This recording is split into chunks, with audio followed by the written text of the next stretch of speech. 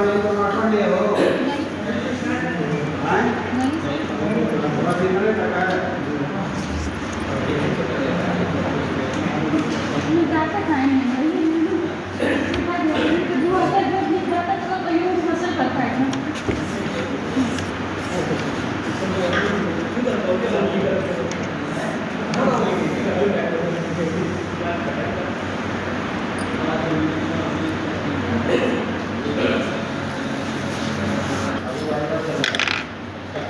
किसी को श्लोक का उच्चारण करने नहीं आ रहा तो सबके लिए तो नुकसान होता है।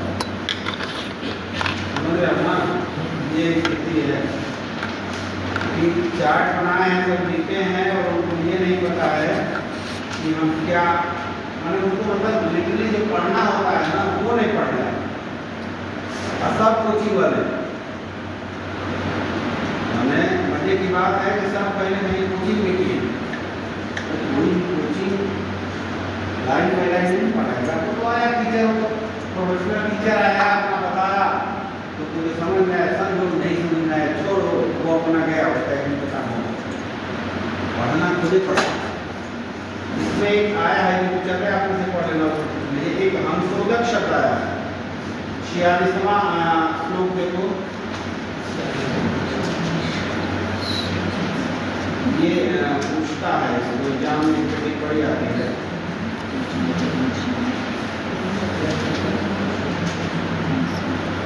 निकालिए हंसोदक ऊपर वाला श्लोक पढ़ो नहीं करते पढ़ो दिव्या शूलाशु पढ़ो दिव्या शूलाशु दिव्या है वो दिवा दिवा एकदम धीरे धीरे पढ़ो नहीं समझ में 4 बार पढ़ो लेकिन पढ़ो बोलो दिवा शूलाशु सूर्यांशु शूलाशु संतप्तम दिवा सूर्यांशु संतप्तम दिवा शूलाशु संतप्तम नीति चंद्राशु चंद्रांशु चंद्रांशु शीतलम ठीक है क्या है दिवा सूर्यांशु संतप्तम निशि चंद्रांशु शीतलम दिवा सूर्यांशु संतप्तम निशि चंद्रांशु शीतलम आगे बढ़ो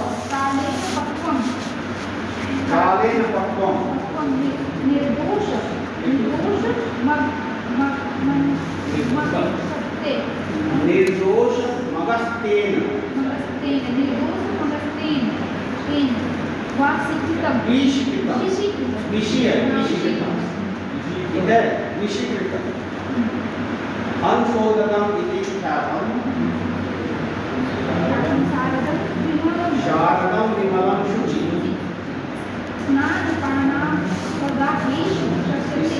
पान अवगाहेषु शस्यते तद्यथा अमृतम और उसी को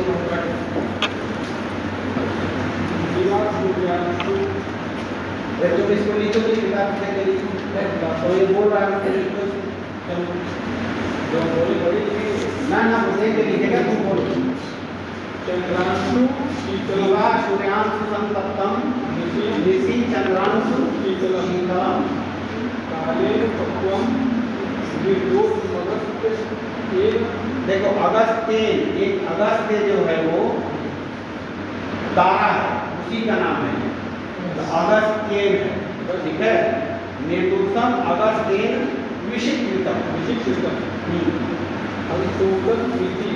अंशोदक इति ख्यातम शारदम विमलम शुचि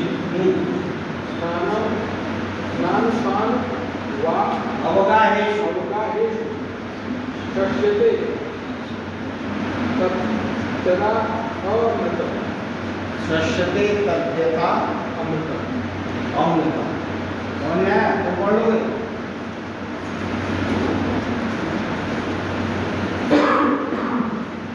अभी देखना एकदम इतना बढ़िया याद हो जाएगा तुम लोगों को कि रटने की जरूरत नहीं पड़ेगी ठीक है बोलो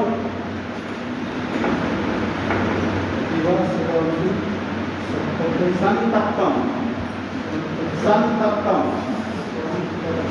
हाँ चंद्रांशु शीतलम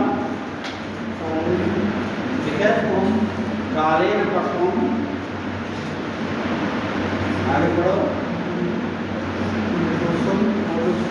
निर्दोषम अगस्त्येन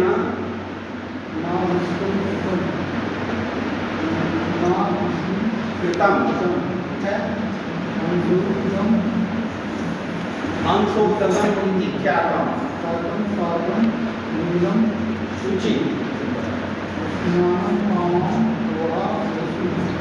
स्नान पान अवगाहेषु, अवगाहेषु, अवगाहन एक शब्द आता है,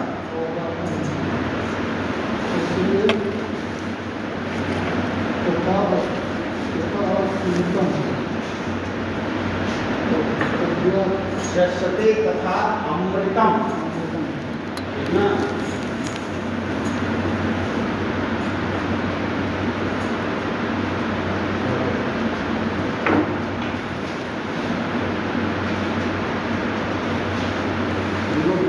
लोग लिख करके और ऐसे प्रैक्टिस किया करो, ठीक है ना।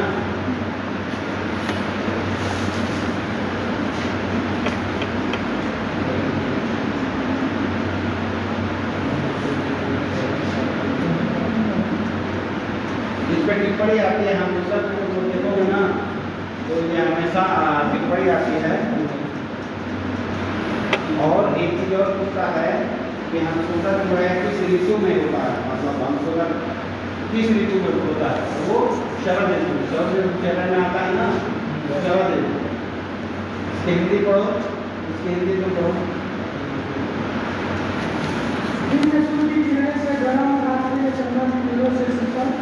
काल स्वभाव से पके हुए मकर दोष और अगस्त तारा के प्रभाव से इस ऋतु का जल अंशोधक कहा जाता है। यह अंशोधक शरद ऋतु में विमल और पवित्र तथा स्नान पान और दान कार्यों में अमृत के समान फल देने वाला होता है। ठीक है, और दान का मतलब समझते क्या होता है, ऊपर से डाल, देखना दो चीज होता है, उसको अवगाहन और परिषेक होता है। देखना अवगाहन मतलब जैसे बैठना किसी चीज, और परिषेक मतलब ऊपर से पानी डालना। जैसे बाथ टब में नहाओगे तो अवगाहन होगा, और ऊपर से शावर से नहाओगे तो परिषेक होगा। देखना अवगाहन और परिषेक में ही अंतर। तो ऊपर से जैसे पानी डाल रहा है तो परिषेक हो गया, अवगाहन को बैठना है पानी। तो ये क्या कर रहा है, दिवा सूर्यांशु सत्वता, ठीक है ना। ये कहा है दिवा सूर्यांशु संतप्तम, ये हम किस विषय के बारे में पढ़ रहे हैं, अंशोधक।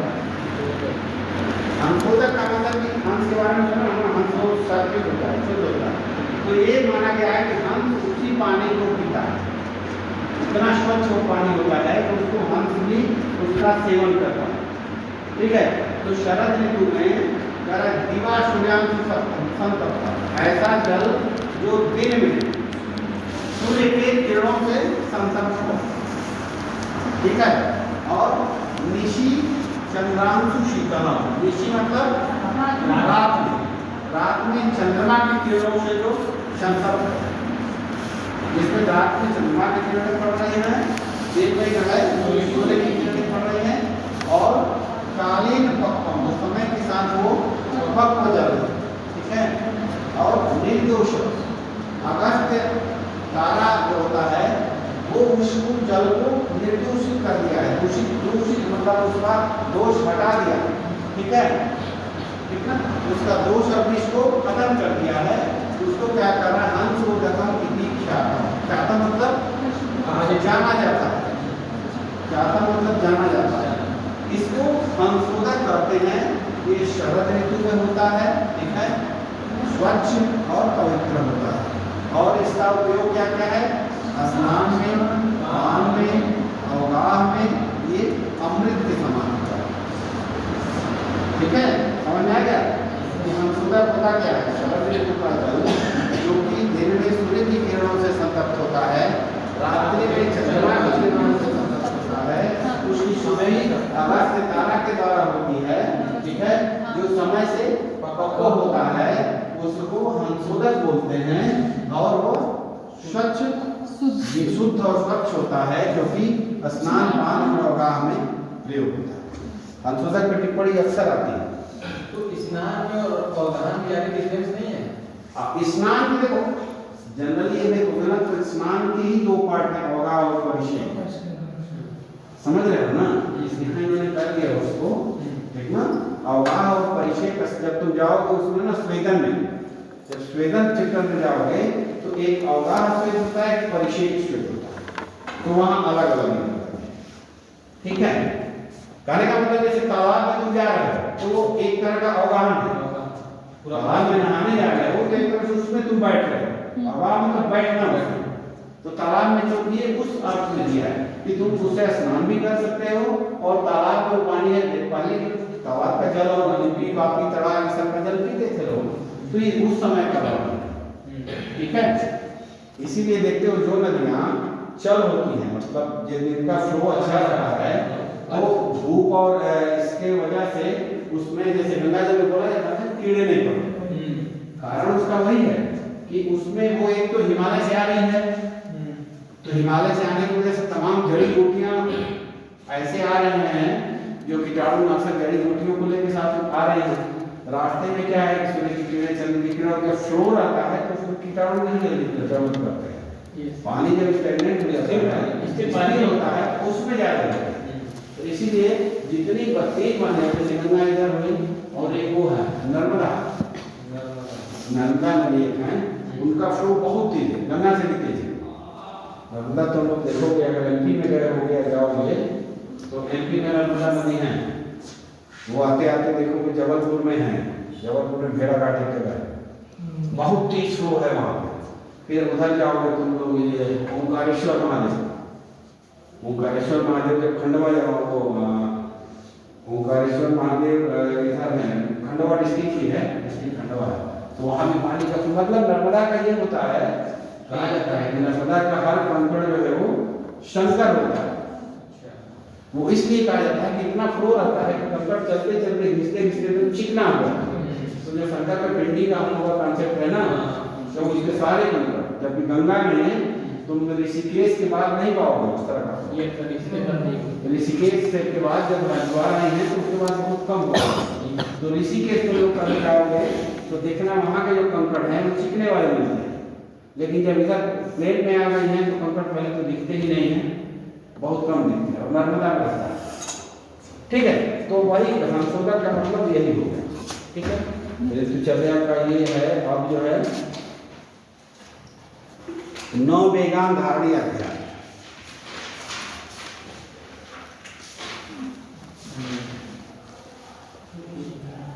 ठीक है?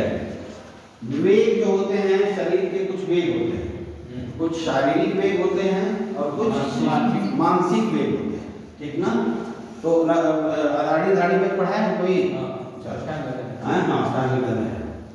तो कुछ ऐसे वेग होते हैं जिनको हमें धारण करना चाहिए, और कुछ ऐसे वेग होते हैं जिनको धारण नहीं करना चाहिए। तो उसी को आचार्य चरक ने बताया है कि 9 वेगान धारणी अध्याय, कि किस किस के वेग को हमें धारण नहीं करना चाहिए, और उसमें सामान्य रूप से शारीरिक वेग ही हैं ज़्यादा। जैसे क्या है कि इच्छा, द्वेष, क्रोध, शोक, ये सब धारणी वेग है, इनको व्यक्त करेंगे तो आपको नुकसान होगा। लेकिन कुछ शारीरिक वेग ऐसे हैं जो जिनको धारण नहीं करना चाहिए, उसके बारे में इन्होंने लिखा। याद है तुम लोगों को? अष्टांग योग याद है तुम लोगों को? श्लोक में कितने वेग हैं धारणी वेग? शायद 13, शायद 13 नहीं 13 हो। ठीक ना? कौन कौन इसका श्लोक कोई लिखेगा? इसका श्लोक लिखो, किसी के हम श्लोक समझा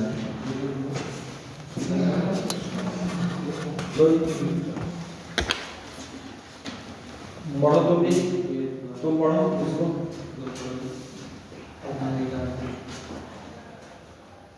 न वेगम धारे धारे धीमान जात मान देना। ऐसा करना, तुम लोग ये वाला श्लोक मत याद करना, तुम लोग अष्टांग हृदय वाला वो अच्छा है। वेगान धारयेत वात विट मुद्र छव दृढ़ सुधाम निद्रा काश श्रम श्वास जिह्वा अश्रु छर्दी रीत था। छोटा सा श्लोक ये बड़ा हो गया। ये कोई मतलब नहीं है। इससे अच्छा जो है वो भाई श्लोक इसीलिए याद किया जाता है कि इससे तुरंत जो है वो हमको पता चलता है। ये इसको छोड़ो मत छोड़ो होता है उसका आसान निकला है कोई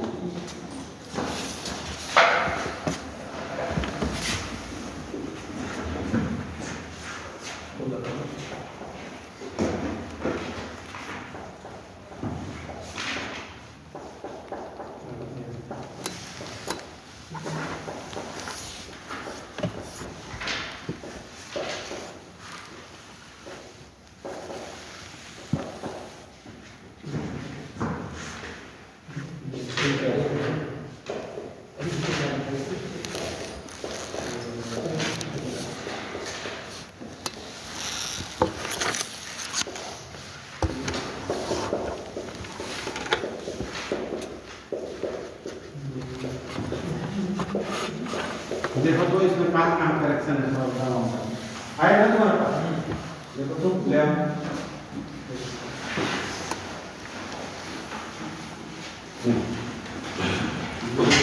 धारे वाद मणिमूत्र शब्द सुनाम ऐसे निद्रा रास श्रम श्वास निर्मा अर्थो शब्द रेखा ठीक है ऐसे याद करो तुम लोग इसका याद कर लेना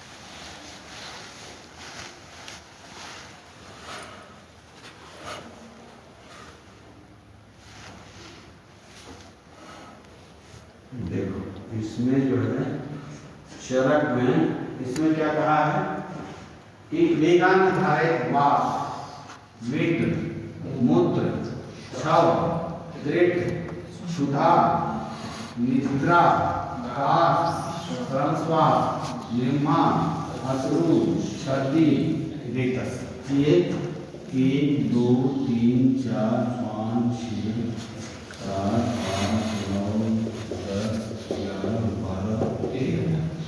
अब क्या है कि ये तो रास्ता मिलेगा चालक में जो है वो इसको नहीं माना काश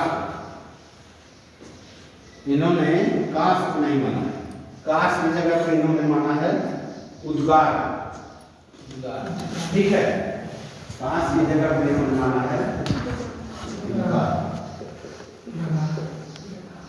अब देखो क्या है वायु का वेग पढ़ लिया पढ़े कि नहीं पढ़े हो ना कौन पढ़ाया है केस तिवारी चलो ठीक है ना विद का मतलब मल का वेग मूत्र का वेग छींक प्यास तृप्त माने प्यास क्षुधा माने भूख निद्रा उद्गार जो डकार चरक ने माना है ना कि इसको जो इस वेग को अगर धारण करेंगे तो 13 प्रकार के उदावर्त होते हैं उदावर्त एक व्याधि है वो 13 प्रकार के उससे उदावर्त होते हैं ठीक है ना उन्होंने ये माना और ये क्षुधा हो गया फिर निद्रा काश की जगह उद्गार श्रम श्वास किसको कहते हैं तो काम करता है हाँ वेरी गुड जब हम तेज दौड़ते हैं सीढ़ी चढ़ते हैं तो जो हफड़ी आती है जो सांस उसको रोकना नहीं चाहिए कभी क्योंकि उससे नुकसान होता है सीढ़ी चढ़े कोई भी मेहनत का हम काम कर रहे हैं तो उसको रोकना नहीं चाहिए फिर जमाई अश्रु छर्दी मतलब वमन ठीक ना और रेतस अब देखो माइनूटली छर्दी और वमन में अंतर है अगर तुम जाओगे पंचकर्म में तो वहां में छर्दी और वमन में अंतर हो जाएगा वमन जानबूझ कराया। हाँ, वमन इंड्यूस्ड होता है। वमन जो है वो इंड्यूस्ड होता है, हम उसको औषधि दे करके वमन कर्म कराते हैं। लेकिन छर्दी जो है क्या, जैसे हम गंदा चीज देख लिए, मुंह में जा रहा है, मक्खी आ गई ऐसा, ठीक ना, कोई स्मेल गंदा आ गया तो वो आ गया तुम्हारा छर्दी है। तो इन दोनों में बेसिक डिफरेंस है ये भी पूछते हैं, छर्दी और वमन में क्या डिफरेंस है, या दोनों एक ही, ठीक है ना। सामान्य रूप में अगर छर्दी कहोगे तो वमन ही लेते हैं, कहते भी हम लोग वमन हो गया, उल्टी हो गया। लेकिन जब पंचकर्म की दृष्टि से देखोगे तो वमन इंड्यूस्ड वोमिटिंग है और ये जो है ये नेचुरल हो गया, ठीक ना।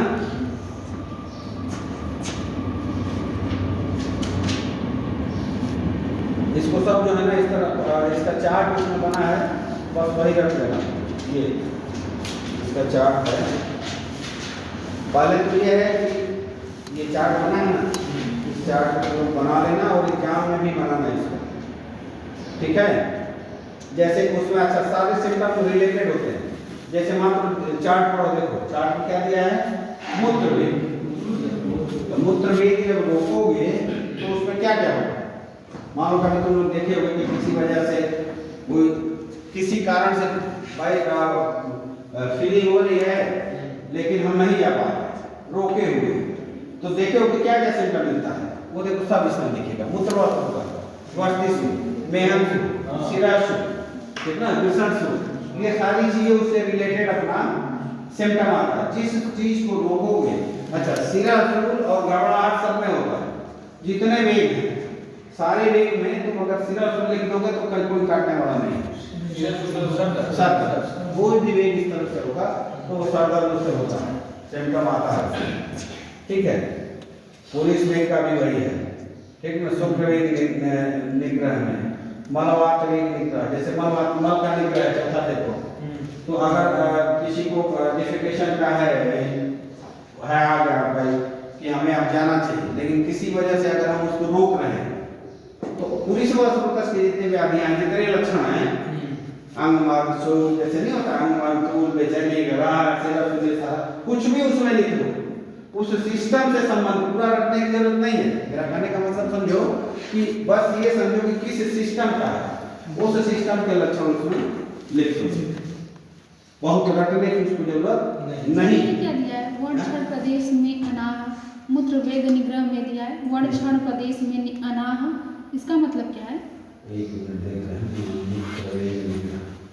पहला वाला दूसरा वंशण प्रदेश को पेल्विक रीजन को बोलते हैं, पेल्विक को वंशण बोलते हैं, ठीक ना। तो पेल्विक मतलब उसी सिस्टम में वहीं पे होगा, और जनरलाइज क्या होगा, सिरप बेचैनी अरुचि, ये दो तीन सिम्टम ऐसे हैं कि वो सब में तुम लोग लिख दो, आगे पीछे करके, ये नहीं सबका पहला तीन से ही लिखो, आगे पीछे करके उस सिस्टम का लक्षण लिखो, आगे बढ़ो। अब देखो धारणीय वेग क्या आया है, 26वां पढ़ो, 26वां श्लोक।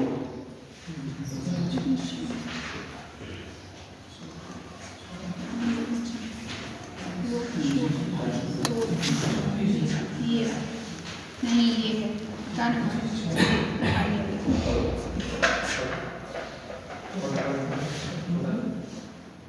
पढ़ो इमाम सुधारे वेगान, कोई पढ़ो। इमाम सुधारे धारिये वेगान हितार्थी प्रेत चेत सासा नाम सस्ता नाम मनो वकाय वकाय करवड़ा। फिर से बोलो, एकदम धीरे धीरे बोलो। इमांस्तु धारे वेगान हितार्थी प्रेत चेत साहसा नाम। अच्छा ये देख लेना, ये इस पे आता है वो क्वेश्चन कभी कभी आ जाता है, इसकी व्याख्या आ जाएगी। साहसा नाम सस्ता नाम मनोवाक्काय कर्मणा, ठीक ना। साहसा नाम सस्ता नाम मनोवाक्काय कर्मणा, इसकी हिंदी पढ़ो। चिंतावस्था में और मृत्यु के पश्चात जन्मांतर में भी अपना हित चाहने वाले व्यक्ति, ठीक है, कह रहा है कि जीविता है, ये जो शब्द आया है ना प्रेत चेह, प्रेत चेह मतलब प्रेत मतलब प्रेत योनि में जाया है, या इस युग में रहे, मतलब धरती पे उसको उसका हित चाहने वाले व्यक्ति को हमेशा क्या करना चाहिए? सहसा नाम असस्ता नाम मनोवाक्काय कर्मणा। जो मनोवाक्काय कर्मणा, मन वाणी और कर्म से कभी भी निंदित या असस्त जो निषिद्ध चीजें हैं और साहस नहीं करना चाहिए, दुस्साहस जिसको बोला जाता है, ठीक ना? क्योंकि मनसा वाचा कर्मणा नाम सुने हो ना, तो मन से वाणी से और कर्म से कभी भी जो निषिद्ध चीज को किया गया है, जिसका निषेध किया गया है, वो नहीं कर। इसी में सारा नृत्य आलस चिंता ये सब इसी में आ जाएगा मनोवाक्काय कर्मणा में। तो कभी कभी आता है कि सहसा नाम असस्ता नाम मनोवाक्काय कर्मणा की व्याख्या करें। तो अब जब ये व्याख्या आएगा तो तुम धारणीय वेद तो लिखोगे ही, इसके साथ अधारणीय भी लिखना पड़ेगा, तब ना किस नंबर का क्वेश्चन होगा। दोनों को लिखना पड़ेगा।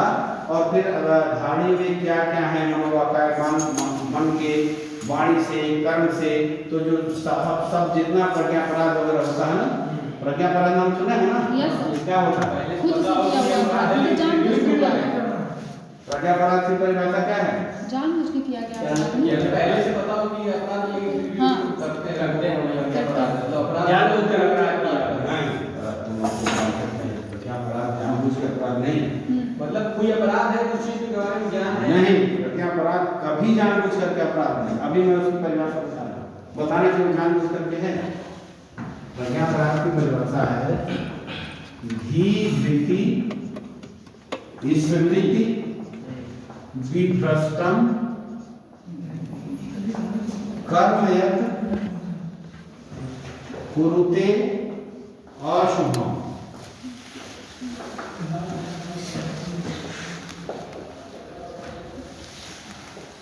प्रज्ञापराधम तम विद्या सर्व दोष प्रकोपण।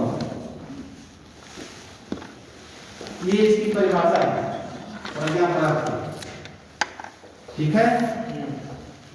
धी माने बुद्धि,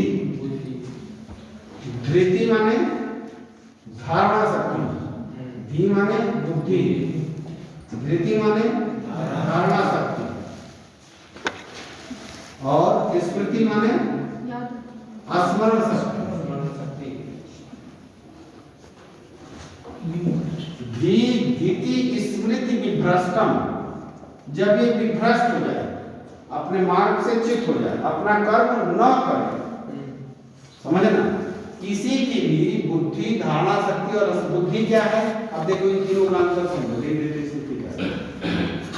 बुद्धि क्या है? जिसको हम देख रहे हैं, आग जल रहा है, ये हम देख रहे हैं, वो बुद्धि है। देखो ये आग है, जल रहा है, सिर्फ आग जल रहा है। छोटा बच्चा होता है ना, आग में भी हाथ डाल देता है, वो बस ही देख रहा है कि ये जल रहा है, कुछ ये निकल रहा है, कुछ होगा।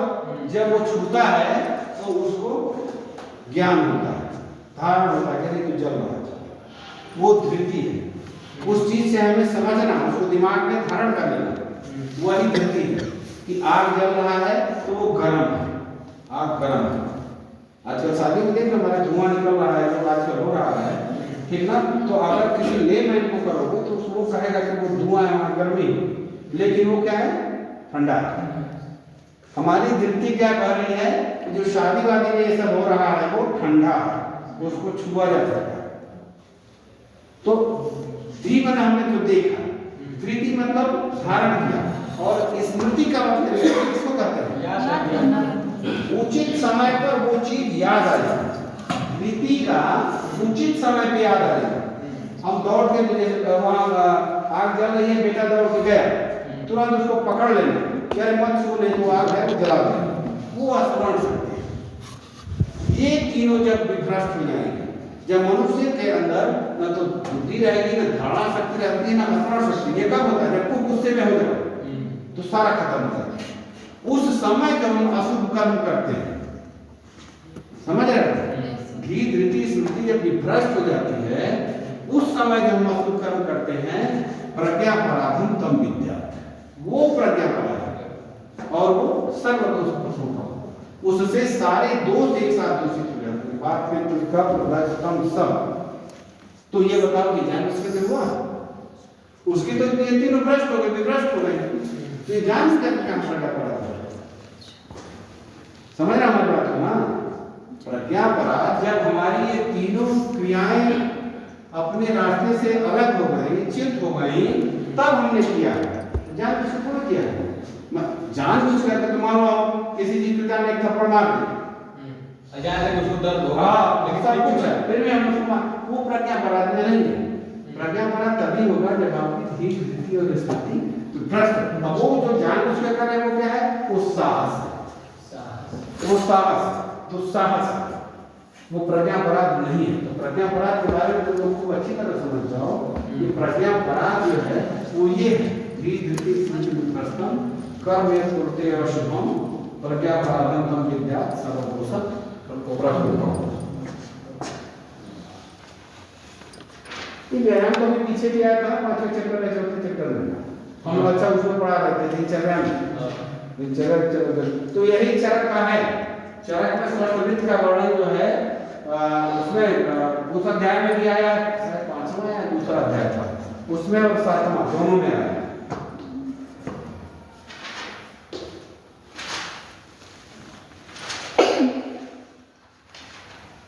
फिर इसमें एक है निज रोग, निज रोग और आगंतुक रोग। समझ रहे हो क्या होता है? निज रोग क्या है?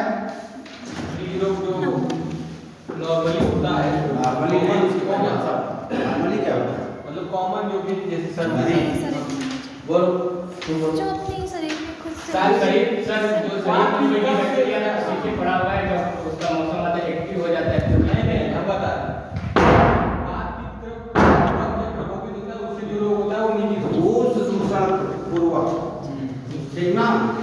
दोष सदृश्य और दोष दूषण समूर्छना पूर्वक जो व्याधि की उत्पत्ति होती है वो निज व्याधि होती है, ठीक है ना? जिसमें पहले दोष दूषित हो, फिर दोष दूषित को दूषित करे, फिर उस शरीर में पूरा परिभ्रमण करे, स्थान संचय करे, फिर व्यक्त को अपना पूर्वरूप पर दिखाए, फिर व्यक्तावस्था है, फिर भेदा, माने इस संप्राप्ति के पूर्वक जो व्याधि उत्पन्न होती है वो होती है निज व्याधि।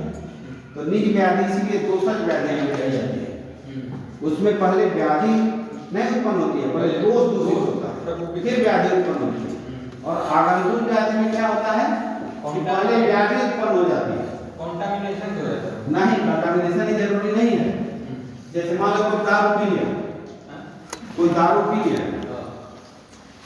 ठीक है, एक्सेस दारू पी लिया, उसको जो सिम्टम है उसमें दोष दूषित करने का समय ही नहीं है।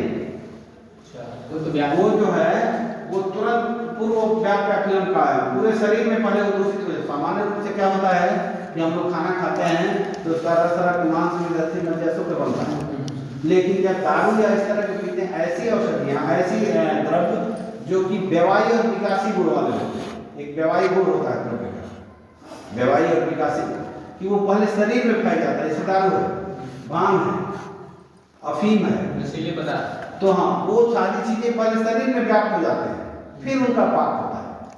इसीलिए दारू जैसे नहीं तो क्या होता है, अगर ऐसे रहता तो दारू आज पीते तो परसों जाकर पेशेंट बंद होता है, 2-3 दिन बाद ठीक ना? तो उस तरह के जो होते हैं वो आगंतुक में क्या होता है कि पहले व्याधि उत्पन्न हो जाएगा, सिम्टम आ जाएंगे, उसके बाद दोष दूषित होते हैं। तो वो प्लस तो एक्सीडेंटल या भूतज ज्वरित होते हैं, नहीं होता है बच्चों को नजर करके, वो किसी ने टोक दिया, बुखार हो गया, अगर तो ज्वर जो होते हैं, तो वो सारी व्याधियाँ आगंतुक हैं। और निज है जो दोष दूषण पूर्वक सारी चीजें होती हैं, अटेंडेंस देते हैं।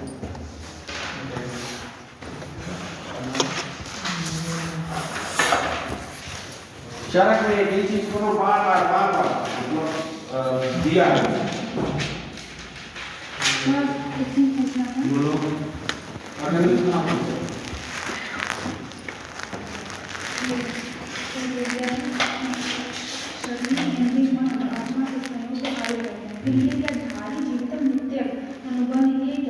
ये पर्याय है, मैंने इसको बता देते आयु को धारी भी करते हैं, जीवित भी करते हैं, नित्य भी करते हैं और जीवन भी।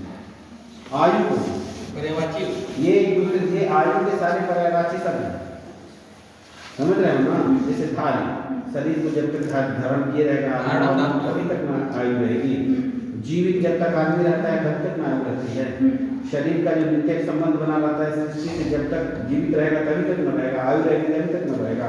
और ये अनुबंध जो है वो चेतना शक्ति का, शरीर का, मन और आत्मा का जब तक अनुबंध रहता है तभी तक न आयु रहती है। तो ये आयु के ये चारों पर्याय, माने आयु को धारी भी कहा जा सकता है, जीवित भी कहा। अगर तुमको आ जाए कि धारी को परिभाषित करिए तो तुम आयु का ही पूरा सारा लक्षण उत्तर कर सकते, ये इसके पर्यायवाची शब्द है। ठीक है।